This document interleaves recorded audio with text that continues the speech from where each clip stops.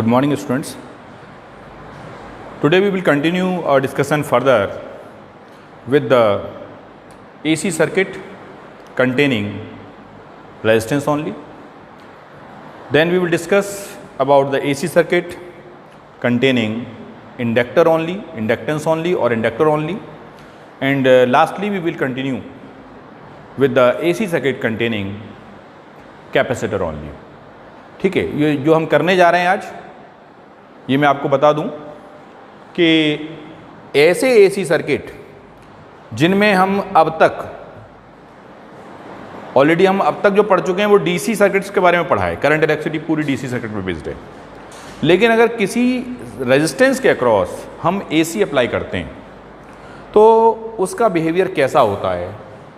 जैसे हम जानते हैं कि अगर मैं आपसे कहूं कि भाई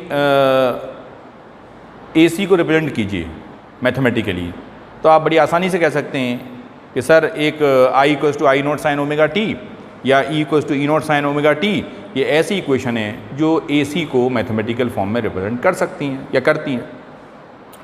तो अगर applied EMF E equals to E not sine omega T हो और सर्किट में लग रहा हो रेजिस्टेंस, सर्किट में क्या लग रहा हो, रेजिस्टेंस, तो वहाँ पर जो करंट होगा, करंट का जो बिहेवियर होगा वो किस तरीके का होगा.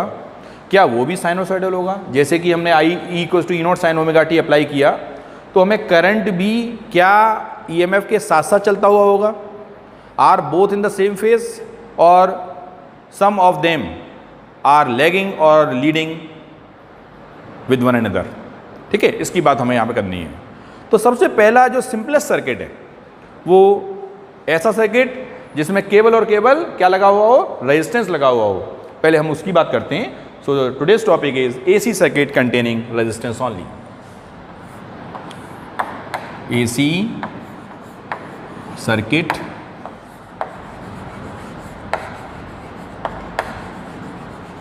कंटेनिंग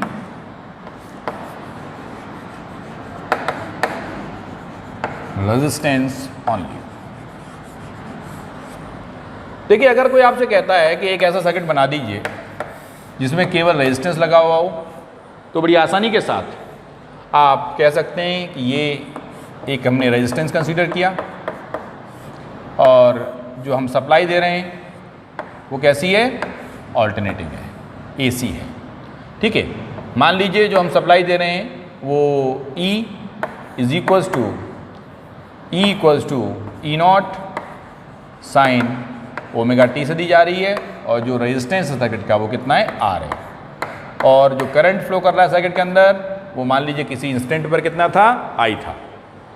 ठीक है, तो ये हमने सिंपल सर्किट बना दिया जिसके अंदर आपने केवल और केवल एक रेजिस्टेंस लगाया है और जो सप्लाई दे रहे हैं वो आप AC दे रहे हैं, ऑल्टरनेटिंग EMF दे रहे हैं, जिसको E is equals to E not sine omega T से रिप्रेजेंट किया गया है.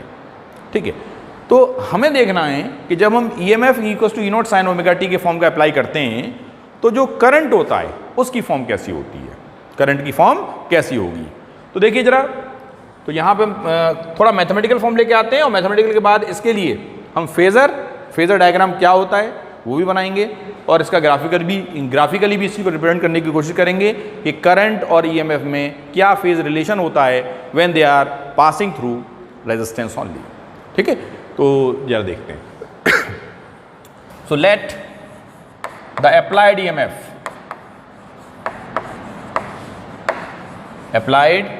EMF या वोल्टेज, और जो कि जिसको क्या बोलेंगे हम, alternating AC, alternating B is equals to E not sine omega T and say this is equation number first. इसको आपने पहली इक्वेशन बोल दिया. This is the first equation. मान लेते हैं सर्किट के अंदर जो करंट फ्लो कर रहा था वो किसी इंस्टेंट पे कितना है, I. So if I be the current in the circuit at any instant, t. मान लीजिए t टाइम पे जो सर्किट में करंट फ्लो कर रहा था वो कितना था, आई था। जब सर्किट में करंट फ्लो आई कर रहा है तो सर्किट में क्या लगा हुआ है, केवल और केवल रेजिस्टेंस लगा हुआ है, तो ऑब्वियसली इस रेजिस्टेंस के क्रॉस क्या होगा, पोटेंशियल ड्रॉप होगा। So therefore the potential drop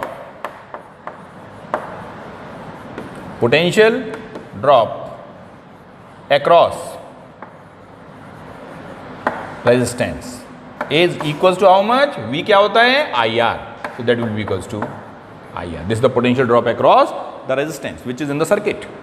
देखो सर्किट में केवल और केवल रेजिस्टेंस है और केवल और केवल एक सोर्स ऑफ ईएमएफ है जो हम सप्लाई दे रहे हैं, E equals to E not sine omega T. तो यहाँ पे आपको एक बात समझ लेनी होगी कि जो पोटेंशियल ड्रॉप होगा वो केवल और केवल रेजिस्टेंस के क्रॉस होगा, तो the applied EMF must be equals to the potential drop across the resistance. होना चाहिए नहीं होना चाहिए, क्योंकि सर्किट में इस रेजिस्टेंस के अलावा कोई और रेजिस्टेंस या और कोई ऐसी चीज नहीं है जहां पोटेंशियल ड्रॉप हो रहा हो। तो जो हम अप्लाइड ईएमएफ दे रहे हैं, यानी जो ईएमएफ हम सप्लाई कर रहे हैं, वो ईएमएफ पूरा का पूरा किसके बराबर होना चाहिए, potential drop across the resistance. ठीक है, सो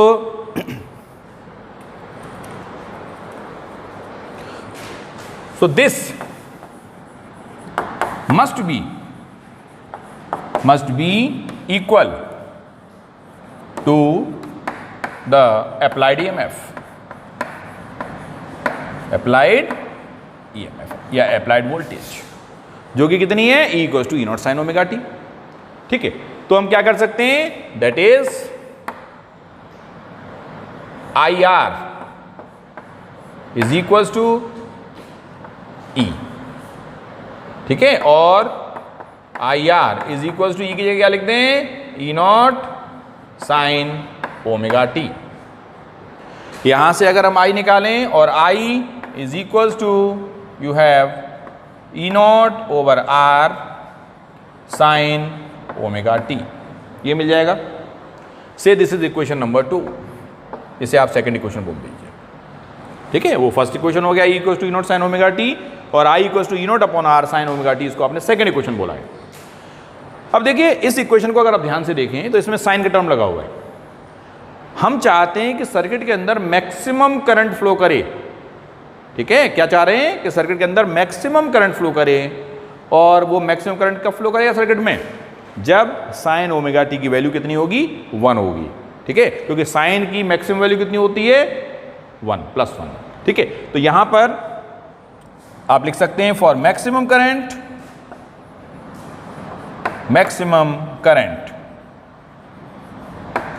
क्या होना चाहिए, sine omega t should be equals to 1।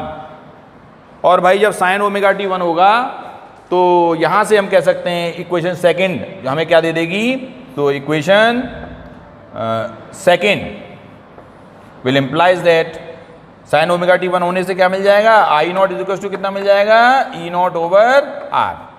और इक्वेशन सेकंड हमें क्या दे देगी, अब E नॉट ओवर R की जगह हम क्या लगा सकते हैं, I नॉट।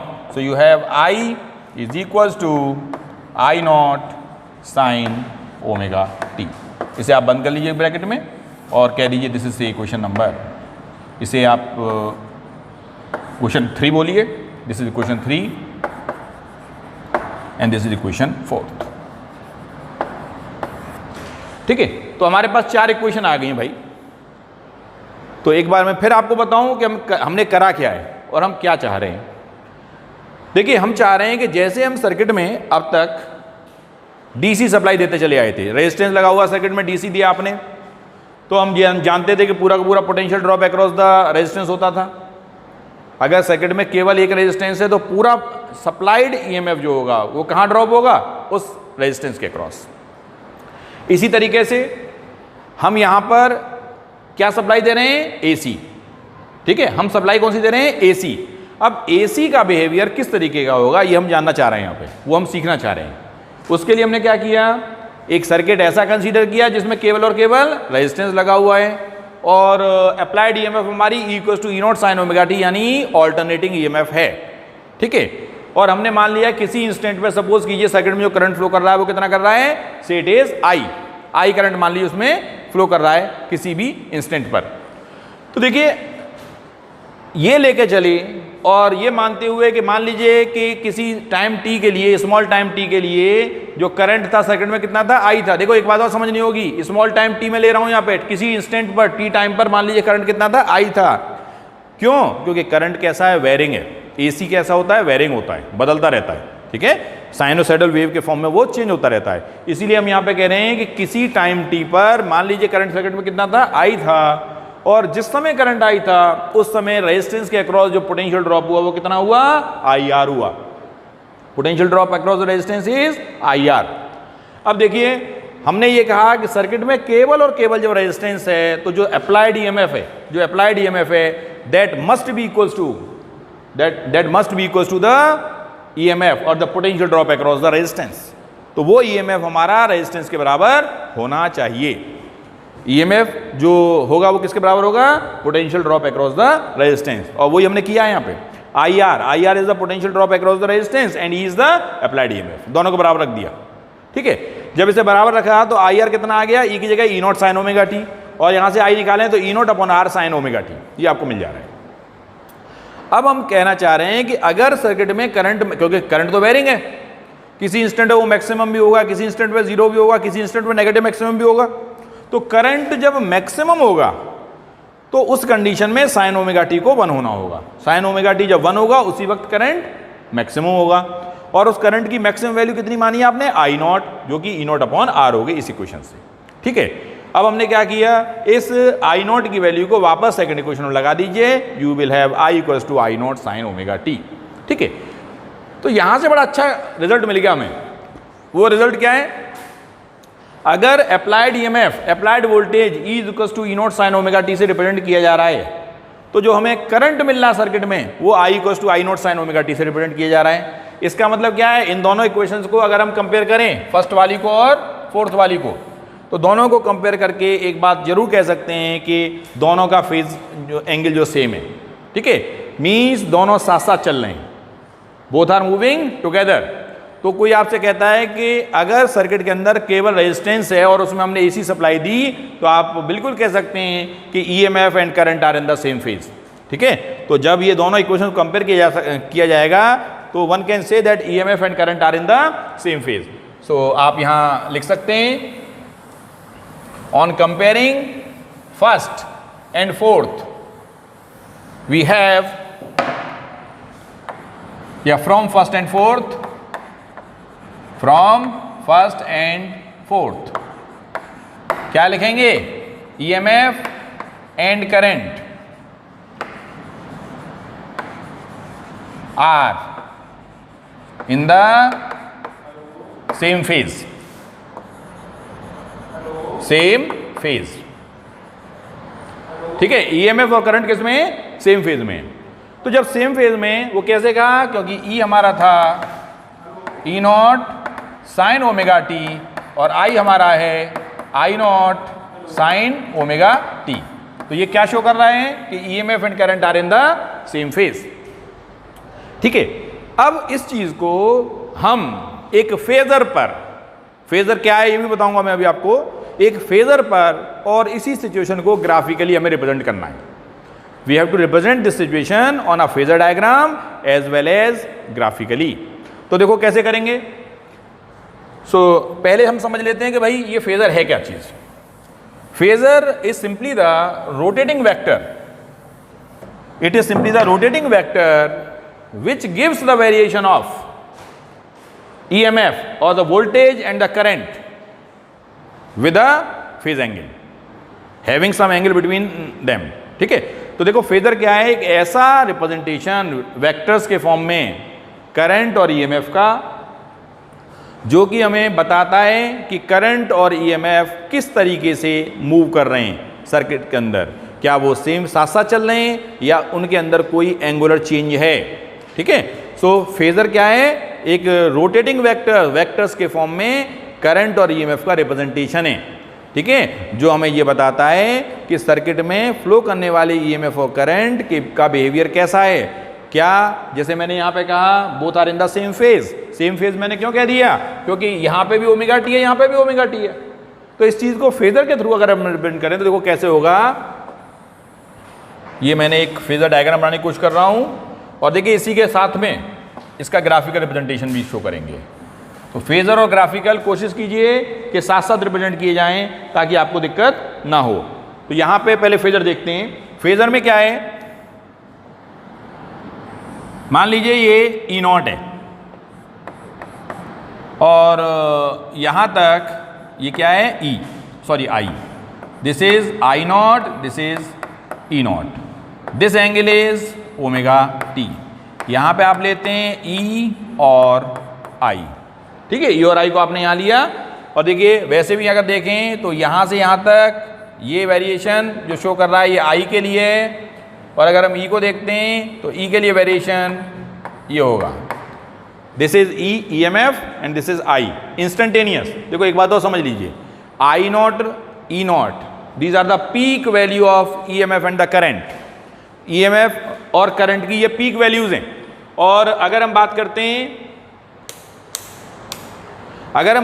हैं ई और आई की, so these are the instantaneous value of the current, these are the instantaneous value of the current। तो इंस्टेंटेनियस वैल्यू और पीक वैल्यू में हमें फर्क भी समझ में आना चाहिए। देखिए इंस्टेंटेनियस वैल्यू वो वैल्यू हो गई जो किसी क्षण आपने कहा कि इस क्षण कितना करंट फ्लो कर रहा है, तो वो होगी instantaneous value.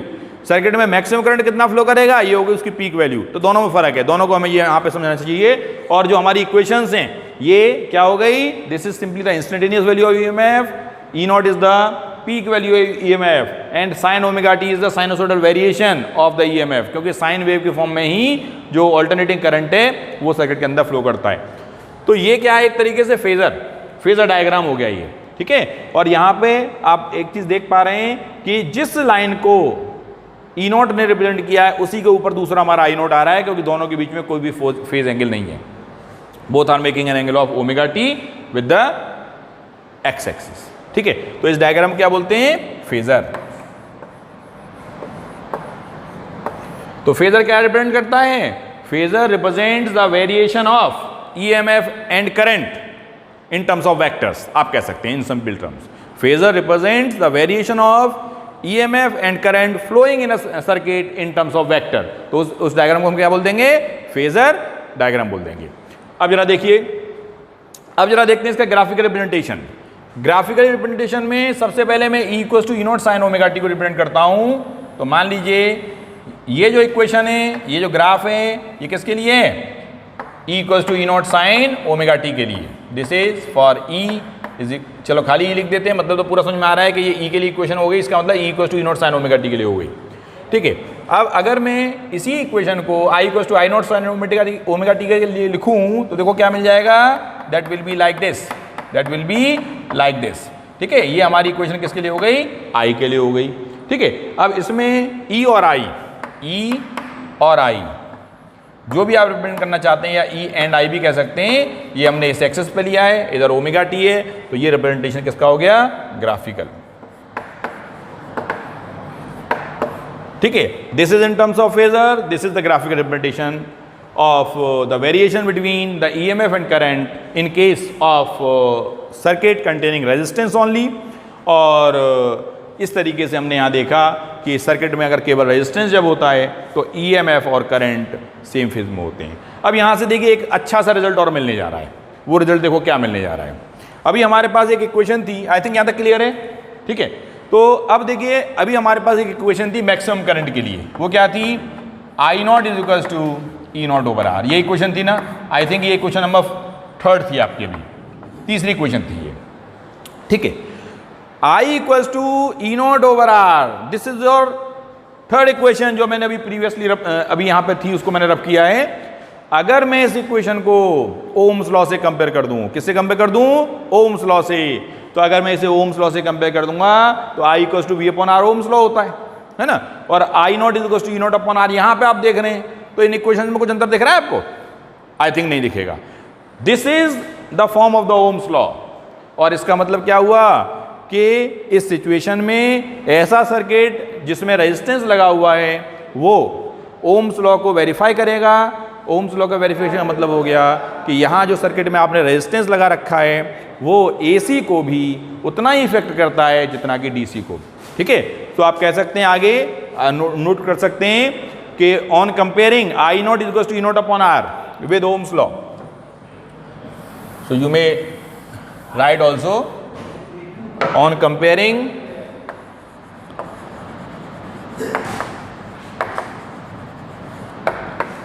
I naught is equals to E naught over R with Ohm's law.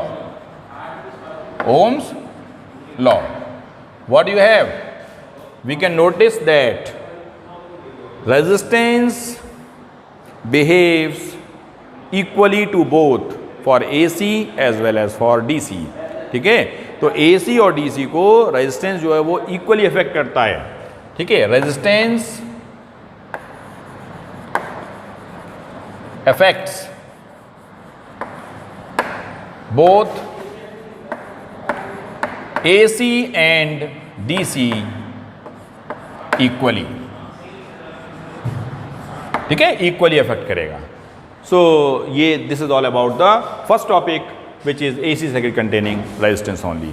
I think आपकी समझ में आया होगा कि हम यहाँ पे क्या बताना चाह रहे हैं. आज हमने ये सीखा कि अगर सर्किट में केवल और केवल रेजिस्टेंस लगा हुआ है और वहाँ पर आप DC की जगह AC सप्लाई दे रहे हैं, तो रेजिस्टेंस का बिहेवियर जैसा DC में होता था वैसा ही AC के लिए भी होता है. वो दोनों को इक्वली इफेक्ट करता है. नॉर्मली हम जानते हैं घरों में आप AC यूज़ करते हैं और DC को भी आप समझते हैं. तो यहाँ पे जब AC को हम यूज़ करते हैं तो आपसे कहा जाता है कि सपोज़ कीजिए कोई अप्लायंस चलाना है आपको, तो उसके लिए जितनी आवश्यक है उतना तार रखें. ऐसा ना करें कि तार आपने बहुत लंबा लगा दिया, ज़रूरत थी थोड़े की. तो तार लगाने से एक्स्ट्रा वायर आप लगाओगे, उससे क्या होगा, तार की लंबाई बढ़ेगी. तार की लंबाई बढ़ने से क्या होगा, उसका रेजिस्टेंस बढ़ेगा. रेजिस्टेंस बढ़ने से क्या होगा, उसका जो प्रभाव है करंट के ऊपर वो ज़्यादा होगा. अब ठीक है, करंट सर्किट में मुश्किल से फ्लो करेगा, कम फ्लो करेगा. ठीक है, क्योंकि रेजिस्टेंस क्या करता है, it creates the obstruction in the flow of electric current. ठीक है, तो इसी तरीके से DC में भी होता है. अगर मान लीजिए एक DC के पंखे को आप किसी बैटरी से चलाना चाह रहे हैं और आपने क्या किया, तार बड़ा लंबा सा ले लिया, तो पंखे की स्पीड बहुत कम होगी. लेकिन अगर आपने तार को लिमिटेड रखा हुआ है, एक पर्टिकुलर लेंथ का रखा हुआ है जितने की आवश्यकता है, तो उस पंखे की स्पीड ज़्यादा होगी क्योंकि उसके पास अब ज़्यादा करंट जा सकता है. क्योंकि वायर का लेंथ कम होने से वायर का रेजिस्टेंस कम हुआ, जिसकी वजह से जो एफिशिएंसी है डिवाइस की वो पूरी तरीके से वो हमें आउटपुट दे पा रही है. Thank you.